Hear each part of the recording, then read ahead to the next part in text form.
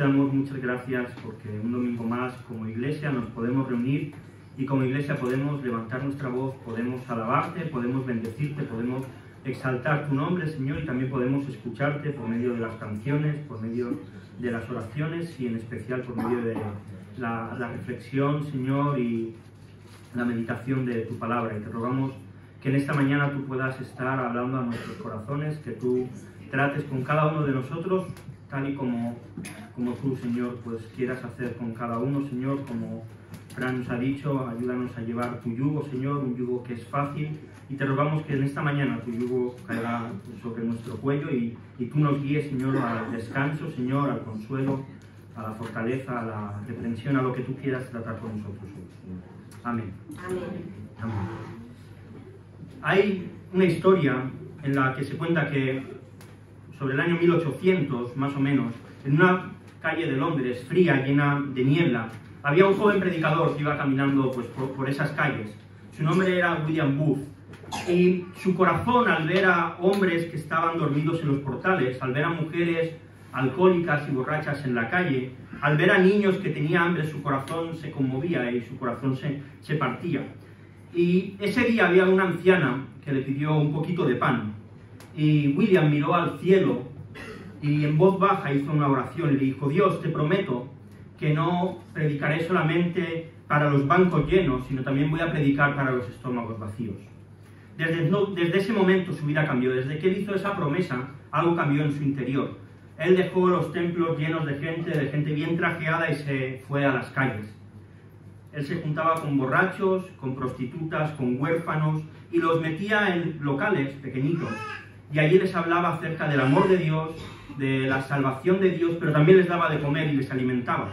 Había muchos que se burlaban de él y decían: este hombre lo que hace es arrastrar a los vagabundos a la iglesia. Mete a la gente indeseable dentro de la iglesia, pero él no paraba. Y había algo curioso en este hombre, en este William. Él iba siempre vestido como un soldado. Y él organizó un ejército de compasión, que hoy conocemos como el ejército de salvación. Pero lo importante es que la promesa que él le hizo a Dios fue una promesa que se convirtió en acción y fue una vida totalmente entregada. Cuando él murió, miles de personas salieron a despedirle a las calles. Miles de personas habían sido afectadas en la manera que William vivió su vida, y hasta el día de hoy su legado perdura, porque el ejército de salvación sigue trabajando. Y es importante que este William Booth nunca rompió la promesa que le había hecho a Dios. Y claramente esta es una historia muy bonita, que yo creo que estamos también nosotros llamados a imitarla. Pero aunque es verdad que William cumplió la promesa que le hizo a Dios, seguro que en su vida hubo otras muchas promesas que él hizo y que no cumplió. Yo no sé cuántos de vosotros habéis roto alguna vez una promesa que habéis hecho. ¿Sí? ¿Sí? No soy el único, mi hermano. Pues hoy vamos a hablar de promesas. Mirad, siguiendo con el autor de Hebreos, con la carta de Hebreos, el autor a lo largo de la carta habla acerca de muchas advertencias, de muchos riesgos que sus lectores tienen que tener cuidado.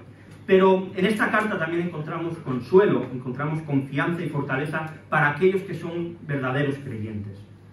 Y en esta mañana creo que el autor de Hebreos nos trae un mensaje alentador, un mensaje de ánimo para todos aquellos que servimos a Dios tanto dentro de la iglesia como fuera. Y el título del sermón de hoy se llama Dios ha jurado y Dios hará. Así que si queréis acompañarme para leer el texto juntos, vamos a leer en Hebreos capítulo número 6, los versículos del 9 al 20. Hebreos 6, versículos desde el 9 hasta el final del capítulo, que será el versículo 20.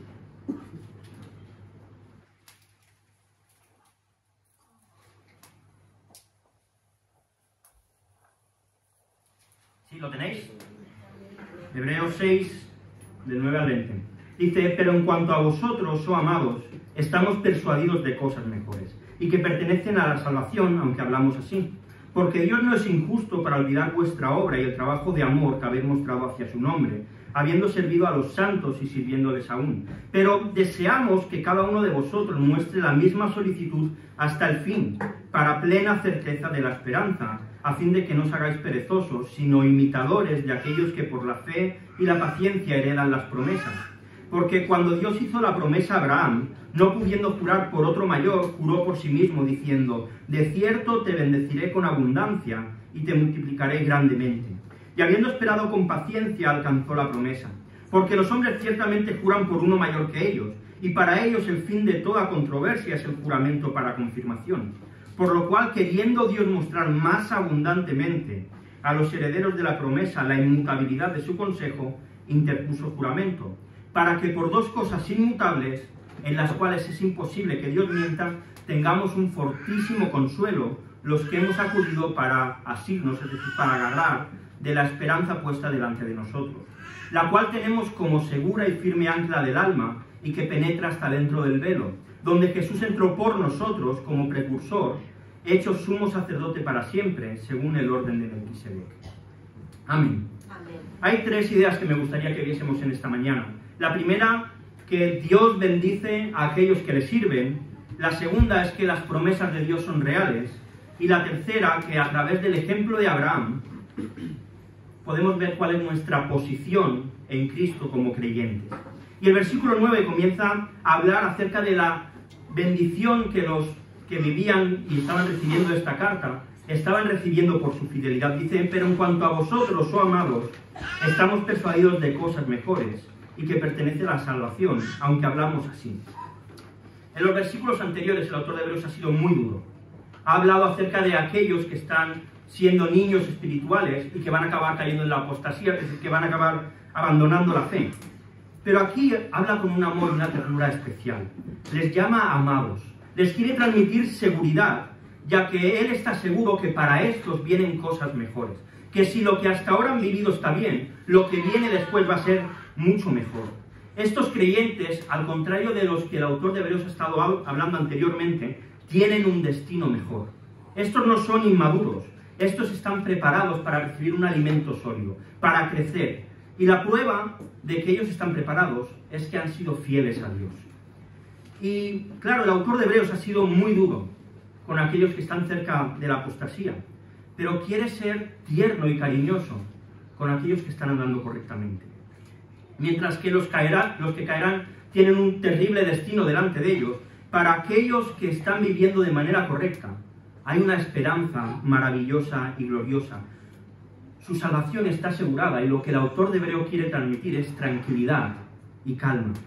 Y mira, quizá nuestra iglesia no sea una iglesia muy grande si la comparamos con otras iglesias. Si la comparamos con otras, sí que es grande.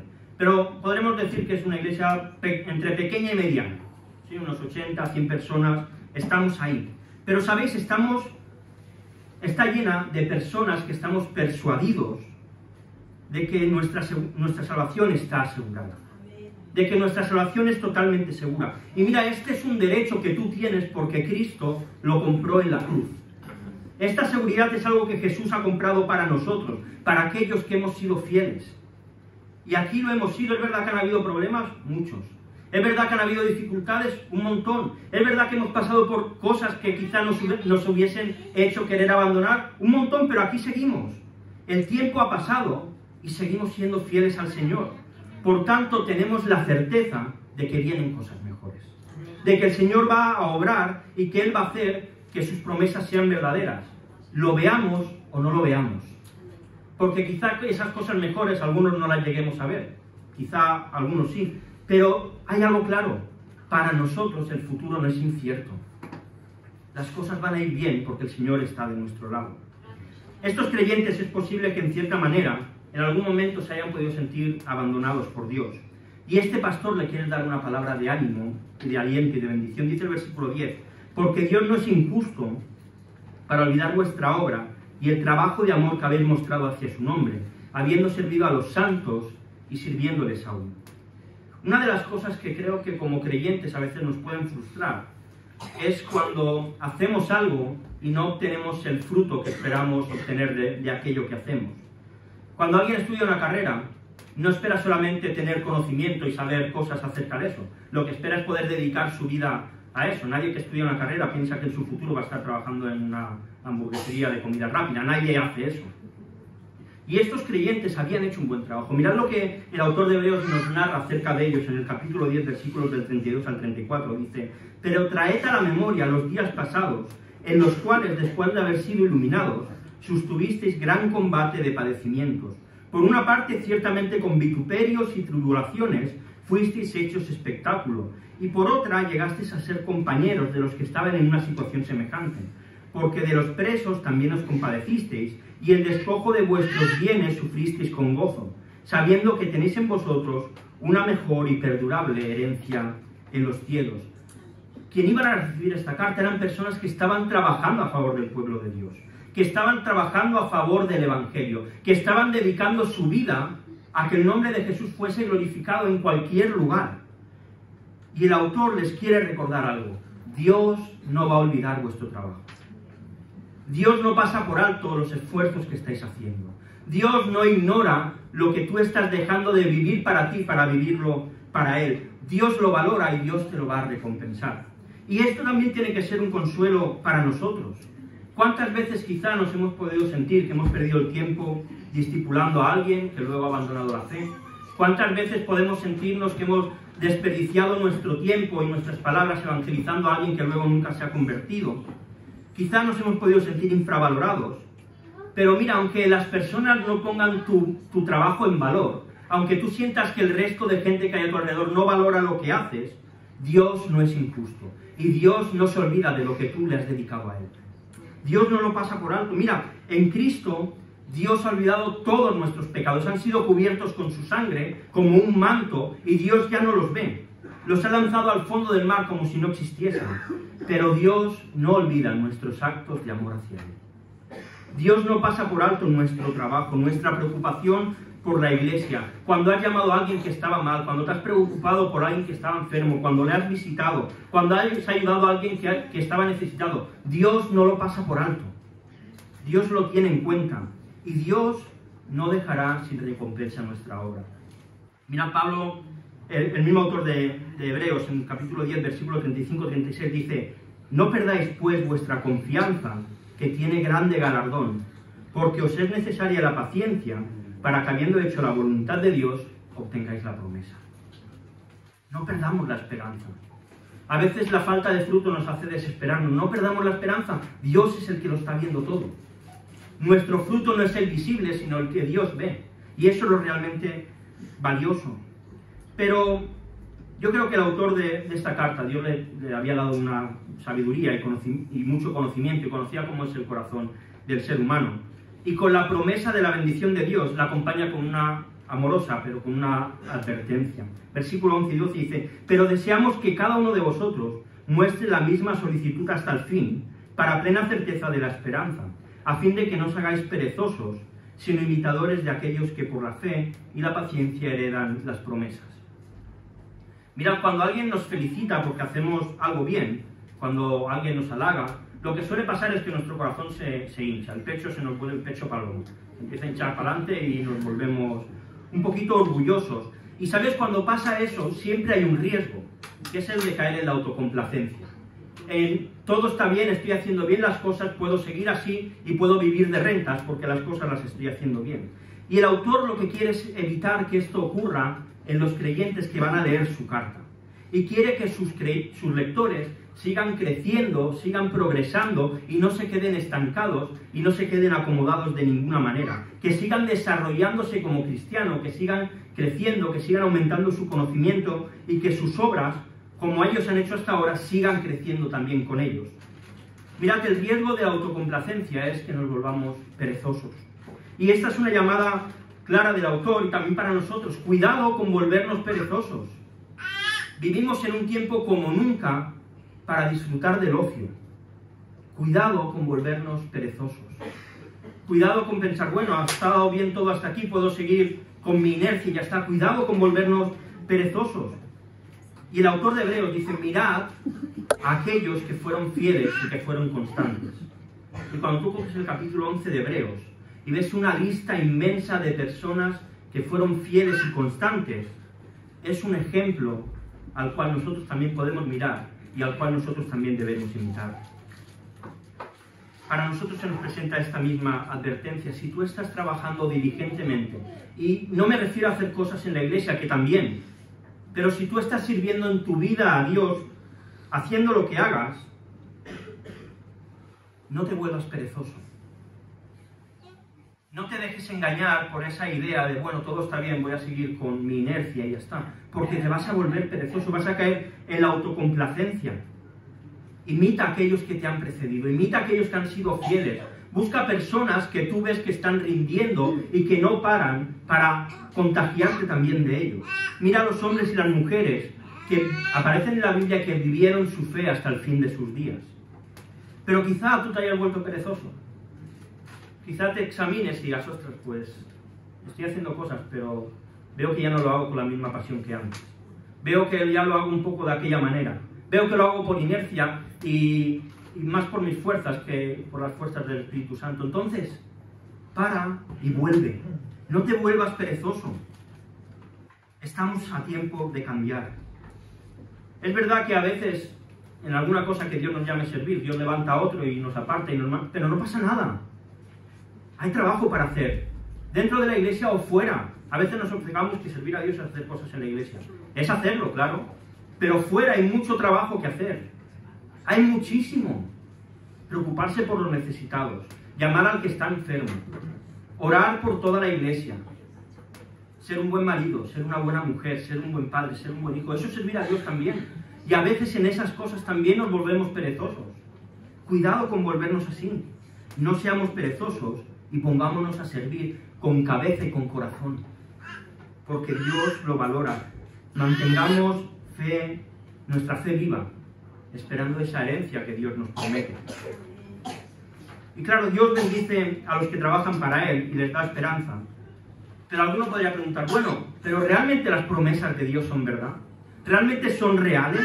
¿Cómo puedo saber que lo que Dios ha prometido, Él lo va a cumplir? Porque, claro, yo vivo mi vida bien, pero luego no veo resultados. No veo que Dios responda de ninguna manera. Mirad, yo creo que todos los que estamos aquí y no vivimos en casa de nuestros padres hemos pasado por un trámite. El de firmar un contrato. Ya sea de alquiler o de hipoteca. A no ser que alguno esté de ocupa y se haya metido en algún sitio sin firmarlo.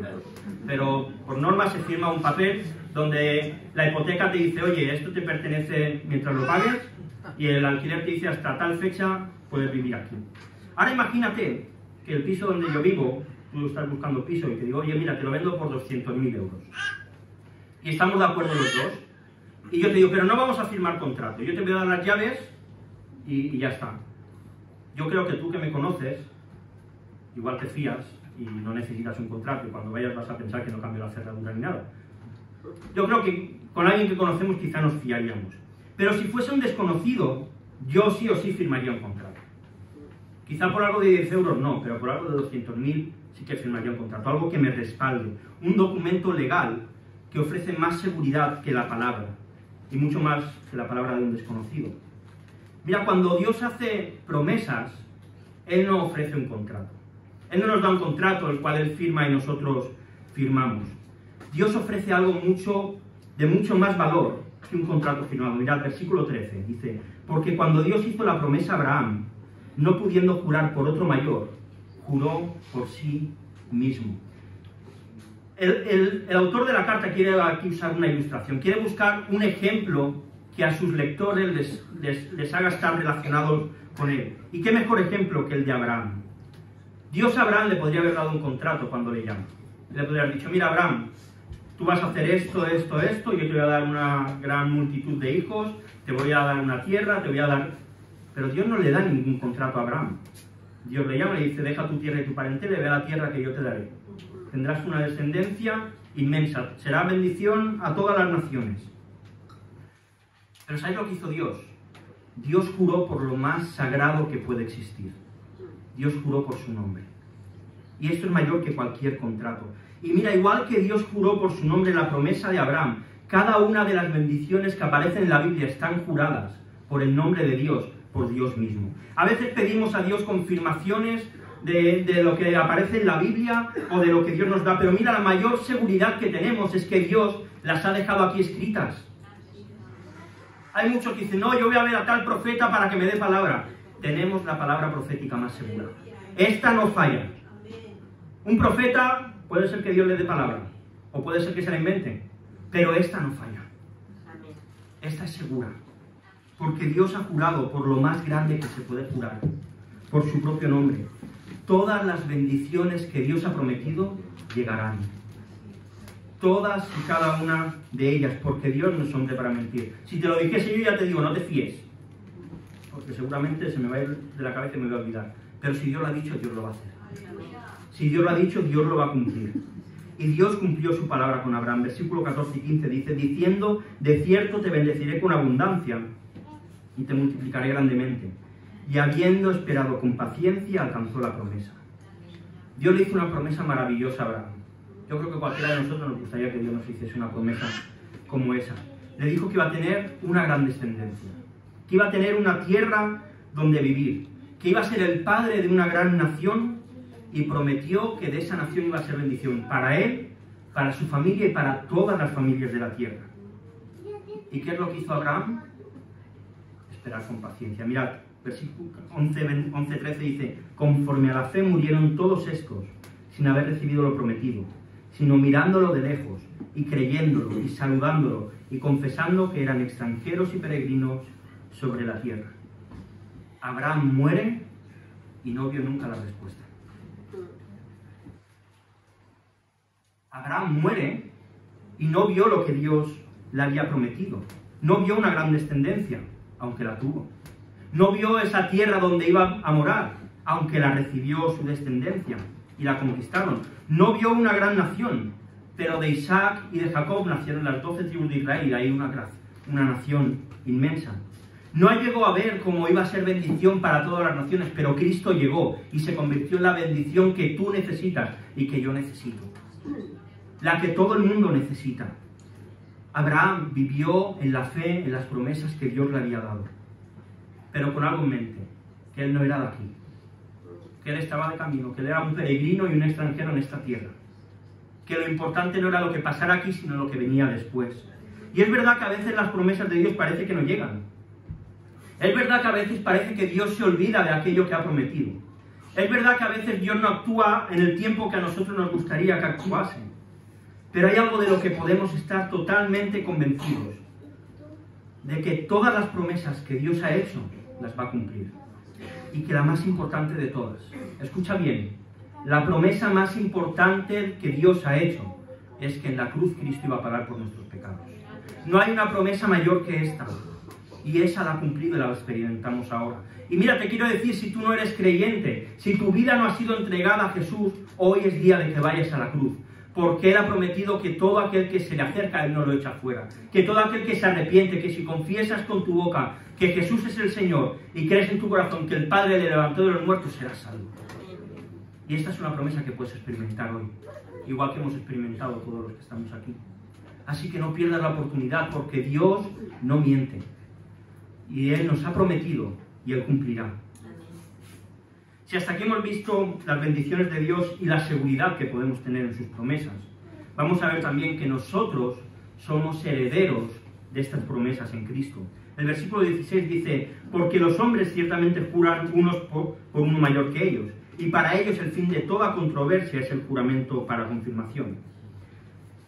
Mirad, el autor ha dejado muy claro que no hay un nombre mayor por el que jurar que el nombre de Dios. Es el nombre más alto de todos.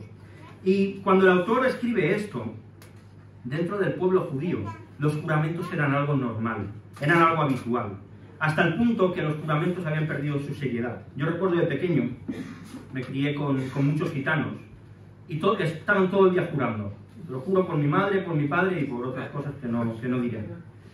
Y pasaba algo parecido con los judíos. Juraban por sus padres, juraban por el templo, juraban por Jerusalén, juraban en el nombre de Dios, y siempre juraban por cosas que de alguna manera estaban relacionadas con Dios. Pero el gran problema es que de tanto hacerlo, los juramentos habían quedado sin importancia, ya nadie se los tomaba en serio. Y mirad, Jesús en Mateo 5, del 33 al 37, dijo que no se debía jurar por nada. Y esto lo hemos malinterpretado los cristianos, y decimos, no, yo no juro, yo prometo. Yo me acuerdo que de pequeño mi madre me decía, tú no tienes que jurar por nada, tú tienes que prometer. Pero sabes, es el mismo problema. La respuesta es que sí que podemos jurar. Yo puedo jurarle a alguien que yo voy a esta tarde, jurarle que yo esta mañana he estado en la iglesia, porque todos me habéis visto que he estado aquí. No voy a mentir en eso, ¿verdad? es algo que ya ha ocurrido. Yo puedo jurar por las cosas del pasado, porque son cosas que realmente han pasado. El problema es el compromiso hacia el futuro. Ahí es donde tenemos que tener cuidado, y es de lo que el autor está hablando. Dios jura sobre su nombre para que el ser humano tenga seguridad, para que nosotros tengamos certeza de que lo que dice va a ocurrir. Los judíos juraban por cosas relacionadas con Dios, y el problema estaba en que mentían, en que luego no cumplían. Por eso, al final Jesús lo que les está diciendo es: dejad de jurar ya y empezad a cumplir lo que decís. Dejad de hacer promesas y lo que digáis, hacedlo. Que vuestro sí sea sí, vuestro no sea no. Dejad de meter a Dios por medio para cosas que no vais a cumplir. Y creo que ese también es un buen consejo para nosotros. Si dices algo, cúmplelo. No hace falta que digas que te lo prometo. No, si lo dices, cúmplelo. Si te comprometes con algo, hazlo. Si tú te has comprometido con tu jefe a que vas a trabajar cobrando 900 euros, aunque 900 euros sea una basura, tú te has comprometido, trabaja bien. ¿Se entiende? Si nos comprometemos, hagámoslo, pero no empecemos a prometer, no te lo prometo. Si no estás seguro, no lo prometas. Digo, intentaré yo, hay algún compañero mío de trabajo, yo trabajo gestionando proyectos, y siempre se ríen de mí, porque siempre no hacemos una planificación y en tal fecha lo tendremos. Y yo siempre digo, en principio, para tal fecha, me dicen, ya estamos con él en principio. Digo, hombre, es que yo no te voy a asegurar algo que yo no sé si va a pasar. Y dicen, siempre te estás cubriendo las espaldas. Pero es verdad, yo no puedo, lo que no podemos asegurarlo, no lo aseguremos. Pero aquello que digamos que vamos a hacer, hagámoslo. Cumplamos nuestra palabra. Pero esta es la realidad. Muchos pueden y podemos haber fallado al jurar sobre algo. Pero Dios no falla. Escucha esto. Dios no falla. Versículos 17 y 18 dicen: por lo cual, queriendo Dios mostrar más abundantemente a los herederos de la promesa la inmutabilidad de su consejo, interpuso juramento, para que por dos cosas inmutables, en las cuales es imposible que Dios mienta, tengamos un fortísimo consuelo los que hemos acudido para asirnos de la esperanza puesta delante de nosotros. Dios jura por su nombre, no por Él, sino por nosotros, para darnos certeza, porque Dios es verdad, porque Él es la verdad, porque Dios no miente. Realmente Dios no tiene ninguna necesidad de jurar. Si Él no va a mentir, si Él dice que va a hacer algo, lo va a hacer, y no necesita hacer un juramento, pero lo hace para nosotros, para nuestra esperanza, para que estemos tranquilitos, que a veces somos muy nerviositos, para que tengamos certeza. Dios quiere dar consuelo a sus hijos, quiere que no perdamos nunca la esperanza de la herencia que Él nos ha prometido. Dios le jura a Abraham todo lo que le va a dar, para que Abraham tenga seguridad de que lo que Dios le ha dicho va a ocurrir. Pero nosotros hemos recibido una esperanza mayor que la de Abraham. Dios ha jurado que en Cristo se cumple el pacto de redención que el Padre, el Hijo y el Espíritu Santo trazaron antes de la fundación del mundo. Cuando nada existía, el Padre, el Hijo y el Espíritu Santo hablaron entre ellos. No podemos imaginar esto como fue, pero trazaron un pacto y un plan de redención, en el cual el ser humano tenía que pecar para que Jesús viniese, se hiciese un hombre, muriese en una cruz, resucitase, ascendiese al cielo y el Espíritu Santo viniese para estar con nosotros. Esto era algo que tenía que ocurrir. Y si nuestra fe la hemos puesto en Jesús, tenemos una esperanza grandiosa delante nuestro, ratificada por el juramento de Dios. Y esto nos tiene que dar consuelo. Esto nos tiene que dar seguridad. Dios va a cumplir su promesa porque Dios la ha hecho. Escucha bien, Dios va a cumplir su promesa y podemos estar seguros porque Dios es el que ha hecho la promesa. Si lo hubiese hecho una persona tendríamos dudas. Pero si Dios la ha hecho, Dios la va a cumplir, y en medio de los problemas tenemos que agarrarnos a esto, a esta verdad. En medio de las dificultades, de las circunstancias complicadas, tenemos que agarrarnos. Si Dios lo ha prometido, Dios lo va a cumplir, porque Él no miente. Y lo más importante, no olvidar nunca, hemos sido rescatados, hemos sido salvados a través de un juramento divino. Y Dios ha jurado para que tú y yo estemos tranquilos, para que estemos seguros. Y por si quedaba alguna duda sobre esta esperanza, versículo 19 y 20 dice: la cual tenemos como segura y firme ancla del alma, y que penetra hasta dentro del velo, donde Jesús entró por nosotros como precursor, hecho sumo sacerdote para siempre, según el orden de Melquisedec. La esperanza que tenemos es un ancla. Es algo que nos tiene que mantener firmes, en medio de las tormentas, en medio de las circunstancias, del viento, de las lluvias, de las olas, de todas esas cosas que nos dan miedo. Nosotros estamos en una barca que no se mueve. Estamos en una barca que está firme, estamos en una roca que nadie puede mover. Y esta es la esperanza que Dios nos ofrece. Este ancla nos fija, fijaos dónde, después del velo, en el lugar santísimo. El ancla nos fija en la misma presencia de Dios. No lejos como viéndole no, en la misma presencia de Dios. Ahí es donde el ancla nos fija. Y Jesús como nuestro líder, como nuestro guía, no entró al lugar santísimo solamente para morir, sino entró como un sumo sacerdote eterno, como alguien que está intercediendo de día y de noche por cada uno de nosotros, porque Cristo resucitó y Él está vivo. Cualquier Dios de cualquier otra religión murió y se quedó en la tumba. El nuestro resucitó y está vivo, y vive para siempre y volverá. Y esta es nuestra esperanza, porque Él es un sumo sacerdote según el linaje de Melquisedec, un sumo sacerdote diferente a cualquier otro que haya existido, y hablaremos de él en otras semanas. Pero Cristo nos ha metido en el lugar santísimo y Él es nuestra ancla de seguridad. Nada ni nadie nos puede sacar de ahí. Acabo ya. A veces la vida cristiana puede ser difícil de transitar, a veces se convierte en dura, pero Dios no olvida a aquellos que viven de manera fiel. Dios no olvida a aquellos que dedican su vida a su causa, a aquellos que están dispuestos a perder en esta vida sus privilegios para dar la gloria y la honra a Dios. Y Dios les promete y les da esperanza. Y así que sigamos creciendo, no nos detengamos, no nos volvamos perezosos. Cuidado con la pereza, porque aparece sin darte cuenta. Y cuando ya estamos en una pereza absoluta es cuando nos damos cuenta. Y gloria a Dios que nos zarandea un poquito y nos dice, venga, espabila y vuelve. Cristo es nuestra herencia. Dios ha jurado por su nombre que sus promesas son sí y amén en Cristo Jesús, que podemos estar seguros que va a ocurrir, que Él atravesó el velo y hoy estamos nosotros fijados en la misma presencia de Dios, en el lugar santísimo. Teniendo a Cristo, tenemos nuestra herencia. Él es lo mejor que puedes tener. Puedes tener todo el dinero del mundo, la mujer o el marido más guapo, todos los bienes que quieras, y está bien, ojalá todos los tuviésemos, pero sin Cristo el resto no vale. A veces vemos algún famoso, ¿no? Y le escuchas, ostras, es que este, mira, tiene dinero, es guapo, tiene un matrimonio perfecto, solo le falta a Cristo, le falta todo. Le falta no solo Cristo, le falta todo, porque Él es la promesa, es la herencia, es lo más ansiado.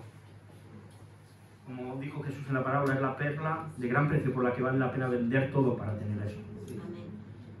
Y Dios ha prometido que nos va a bendecir. Y mira, quiero recordarte algunas de las promesas de Dios. La palabra de Dios es confiable. Mirad, Isaías 48 dice, sécase la hierba, cáese la flor, mas la palabra del Dios nuestro permanece para siempre. En Cristo nosotros tenemos paz. Juan 14, 27, mi paz os dejo, mi paz os doy. Yo no os la doy como el mundo la da. No se turbe vuestro corazón, ni tenga miedo. El Señor va a estar con nosotros y nos dará las fuerzas. Isaías 41, 10. No temas, porque yo estoy contigo. No desmayes, porque yo soy tu Dios que te esfuerzo. Siempre te ayudaré, siempre te sustentaré con la diestra de mi justicia. Jesús es el que nos sujeta y nos guarda de desfallecer. Isaías 41, 13. Porque yo, Jehová, soy tu Dios, quien te sostiene de tu mano derecha y te dice, no temas, yo te ayudaré. Pasemos por donde pasemos, el Señor estará a nuestro lado y saldremos bien. Isaías 43, 2 dice, cuando pases por las aguas, yo estaré contigo. Y si por los ríos, no te anegarán. Cuando pases por el fuego, no te quemarás, ni la llama arderá en ti. En todas las cosas Dios va a llevar a santificarnos. Hebreos 12, 10. Porque estos por pocos días nos disciplinaban, como a ellos les parecía, pero Él para lo que nos es provechoso, para que participemos de su santidad. Aunque haya cosas que cambiar en tu vida, la gracia de Dios es mayor que tus defectos. Mira, 2 Corintios 12:9. Me ha dicho, bástate mi gracia, porque mi poder se perfecciona en la debilidad. Por tanto, de buena gana me gloriaré más en mis debilidades, para que repose sobre mí el poder de Cristo. Dios trabaja en cada uno de nosotros, y Dios nos pulirá, y nos hará como el oro. Malaquías 3:3. Y se asentará para afinar y limpiar la plata, porque limpiará a los hijos de Leví, los afinará como a oro y como a plata, y traerán a Jehová ofrenda de justicia. Tu vida y mi vida están seguras en Cristo. Juan 10:28-29. Y yo les doy vida eterna, y no perecerán jamás, ni nadie las arrebatará de mi mano. Mi Padre que me las dio es mayor que todos, y nadie las puede arrebatar de la mano de mi Padre. Mira, da igual quien venga contra ti. Da igual que todo el infierno se reúna para ir contra ti. No pueden con ninguno de nosotros, no por nosotros. Romanos 8:38-39. Por lo cual estoy persuadido que ni la muerte ni la vida, ni ángeles, ni principados, ni potestades, está hablando de demonios, ni lo presente, ni lo porvenir, ni lo alto, ni lo profundo, ni ninguna otra cosa creada nos podrá separar del amor de Dios que es en Cristo Jesús, Señor nuestro. Nada nos va a separar del amor de Dios. Es imposible. Vamos a orar y luego os invito a que os pongáis de pie. Y luego pondré una canción. Aparecerá aquí la letra. Si os veis capaces de seguirla y cantarla, hacedlo. Si no, fijaos en la letra, porque está llena de promesas. Y que el Señor nos siga bendiciendo y fortaleciendo en sus promesas. Señor, gracias porque tú eres bueno y tus promesas son verdad, Señor. Porque tú has jurado por tu nombre y eso nos da la seguridad y la certeza de que todo va a ir bien, Señor. De que tú no eres un hombre como nosotros, que mentimos, que no cumplimos, sino que lo que tú has dicho va a pasar. Y estamos seguros. Y por eso en esta mañana te queremos glorificar, te queremos bendecir, Señor. Si alguien no te conoce, de los que estamos aquí, revélate a su corazón, Señor. Hazle ver estas maravillosas promesas y bendiciones que tú tienes para nosotros. Y hazle nacer de nuevo, Señor. Y a los demás, ayúdanos a no ser perezosos, Señor, a seguir dedicando nuestra vida entera y completamente para ti, Señor. Y gracias por las promesas en las cuales nos podemos agarrar, sujetar y vivir en ellas, Señor. Gracias por la herencia gloriosa que está preparada en los cielos y por la herencia que ya disfrutamos aquí, que eres tú, Jesús. Muchas gracias por tu iglesia, Señor, porque tú nos guardas, tú nos cuidas y sabemos que las cosas van a ir bien. Amén.